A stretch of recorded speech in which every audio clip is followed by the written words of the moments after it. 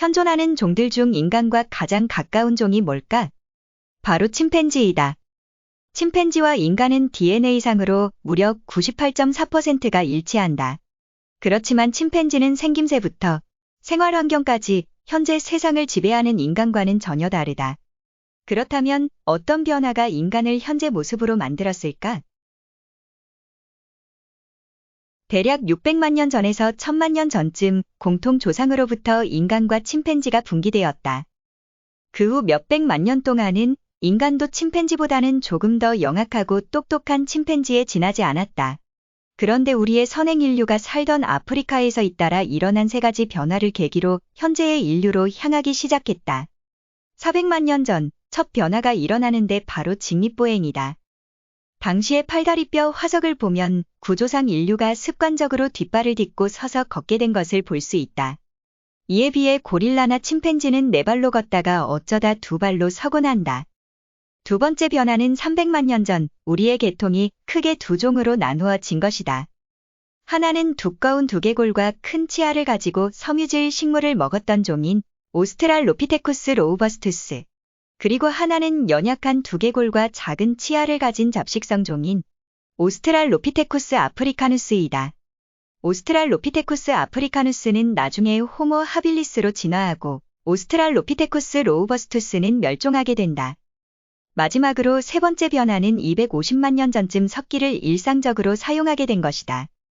두 종에서 세 종의 선행 인류가 살았던 당시 아프리카 땅에 대량의 석기가 나타났는데 이러한 석기는 두개골이 약한 종, 즉 오스트랄로피테쿠스 아프리카누스에서 진화한 호모 하빌리스에 의해 만들어졌다고 추정된다. 호모 하빌리스 종과 도구가 함께 존재했으며 같이 변화해 나갔고 도구의 사용으로 살아남은 호모 하빌리스의 뇌와 몸의 크기는 커져갔다. 그렇게 진화한 호모 하빌리스는 호모 에렉투스라고 불리게 된다. 호모 에렉투스는 육식과 채식을 하며 커다란 뇌와 도구를 가지고 있었기에 결과적으로 아프리카에서는 호모 에렉투스만이 단 한 종의 선행 인류로 남았고 나중에 호모 에렉투스에서 현생 인류의 뇌의 모습을 가진 호모사피엔스로 진화했다. 하지만 이러한 신체적인 변화들만이 인간의 특징을 가지게 했다고 보기엔 부족하다. 인체의 골격을 갖춘 것이 모든 인간성을 갖추었다는 것을 의미하지는 않기 때문이다. 인간다움을 가지기 위해서는 인간의 라이프 사이클의 변화가 생겨야 한다. 여기서 라이프 사이클에는 성관계의 빈도, 출산할 때 태어나는 새끼의 수, 새끼를 보살피는 것, 폐경 등과 같은 성행동을 포함한다. 그리고 이러한 인간의 성행동을 이해하기 위해서는 먼저 식량과 사회 진화 과정을 이해해야 한다.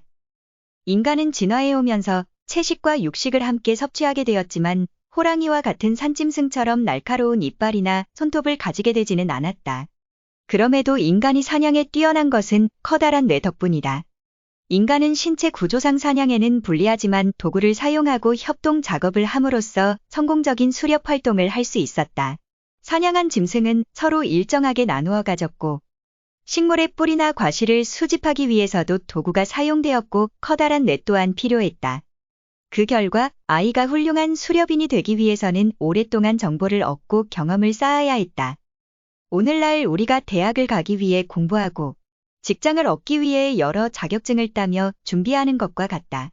인간은 다른 동물들과 다르게 젖을 뗀 후에도 한동안은 육체적 그리고 지적 능력이 부족하기 때문에 혼자 살아갈 수 없다. 어른에게서 여러 가지를 배우고 10년에서 20년까지 어른의 보살핌이 필요하다. 그 결과 부모의 의무는 매우 무거워지고 아이를 키우기 위해서는 모친은 물론 부친의 보살핌도 중요하게 되었다. 침팬지와 다른 동물들의 수컷과는 다르게 인간의 부친은 자식에게 식량을 가져다 줄 뿐만 아니라 많은 것을 가르친다. 그리고 인간이 식량을 얻기까지는 사회 조직을 필요로 하는데 그 사회 안에서 한 남자는 한 여자를 임신시킨 뒤에도 태어난 아이를 돌보기 위해 그 여자와 장기간 관계를 유지한다. 그렇지 않으면 아이는 살아남지 못할 수도 있고, 즉 그것은 부친이 자신의 유전자를 보전하지 못한다는 것을 뜻한다.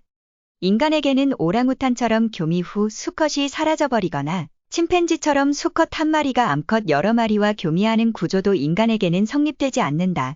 때문에 누가 자기 새끼인지 구분하지 못하는 침팬지와 다르게 인간은 자기 자식을 위해 헌신하기 때문에 아이의 모친과만 성관계를 가짐으로써 그 아이가 자신의 아이라는 확신을 가진다. 진화의 관점으로 보았을 때 남자는 자신이 친부인지 아는 것이 유리하다. 그렇지 않으면 기껏 아이를 다 키워놓았더니 다른 남자의 유전자를 후세에 전달하는 꼴이 되기 때문이다. 이렇듯 인간은 대부분 일부일처제의 형태를 취하고 있다. 하지만 조금은 일부다처제의 형태를 취하기도 하는데 이는 소수의 능력 있는 남자들은 여러 아내를 거느리고 있다는 것을 뜻한다. 그럼 이러한 사회구조가 남녀의 신체 구조에 어떠한 영향을 주었을까? 일부다처제의 동물들은 암컷에 비해 수컷의 몸집이 크면 클수록 거느리는 암컷의 수도 늘어난다. 예를 들어 일부일처제의 긴팔원숭이는 수컷과 암컷의 몸집이 똑같지만 일부다처형인 고릴라의 수컷은 암컷보다 약 2배 더 크다. 약간의 일부다처의 형태를 포함하는 인간 또한 대체적으로 남성이 여성보다 몸집이 더 크다. 일부일처제의 사회에서는 모든 수컷이 짝을 얻을 수 있는 반면 일부다처제에서는 소수의 힘센 수컷이 많은 암컷을 차지하고 살기 때문에 대부분의 수컷은 짝 없이 외롭게 지낸다. 그래서 수컷 한 마리가 차지하는 암컷의 수가 많을수록 수컷들 간의 다툼이 더욱 치열해지고 수컷의 몸집이 얼마나 큰가 하는 것이 더 중요해진다. 인간은 또한 다른 포유류에 비해 독특한 성행위 패턴을 가지고 있다.